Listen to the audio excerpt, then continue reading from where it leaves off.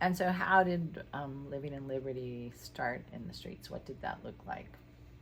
Well, it looked like someone coming to train us, and I can remember she spent time just telling us, since she was a survivor of the streets and of trafficking, um, what it was like for her. And I remember her saying, so next Saturday we're going to Homewood, and I've been around Pittsburgh a long time, and that was that was a little bit of a gasp, really. But she went with us, helped us to know what it was like for the women, how to approach them, just her way of doing outreach.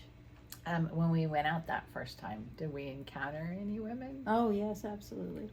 We did. Was Homewood, did we find out where the track was and things like that right away, where the women are? No, we didn't. That took us a year. Homewood's not very big, but God had some big things He had to do in us first. So I think He let us kind of wander around, but it wasn't a wandering in the wilderness. It was a wandering of learning, learning to be faithful, learning some of the things we were going to need to learn. One of the first things He spoke to us on the streets was kindness. Be kind. And so what are the drop-in centers called now? We call them care centers, but we call them Joy Space.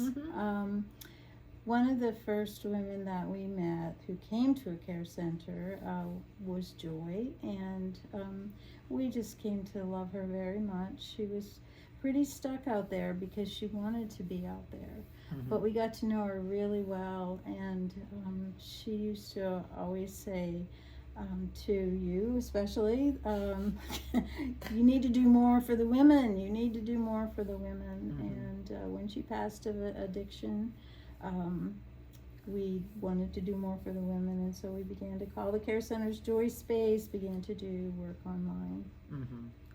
Trying to always figure out what that more is, right? Yes, always trying to figure out more. So when a woman comes into what we call a drop-in center, what is a drop-in center, and what would happen there?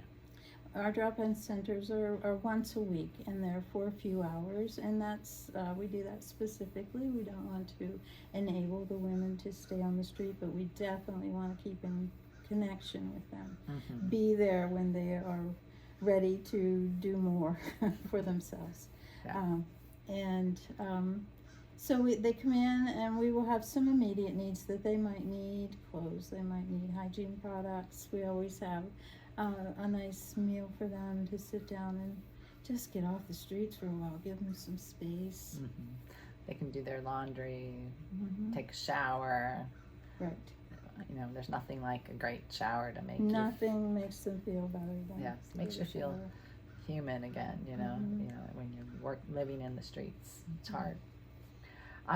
What other ways does we do? You know, we do outreach as well, street outreach. We have the drop-in centers, but what else do we? We have a van that we take onto the street. The van is packed with some of the things that they might need. We try to keep up with the resources in the areas where we are, so that we can answer questions, or we can walk alongside them if they're going to try and reach out. There are good resources for them. We don't have to do everything ourselves. There are wonderful resources in our city, but they often need a helping hand with that. It's hard to work through resources.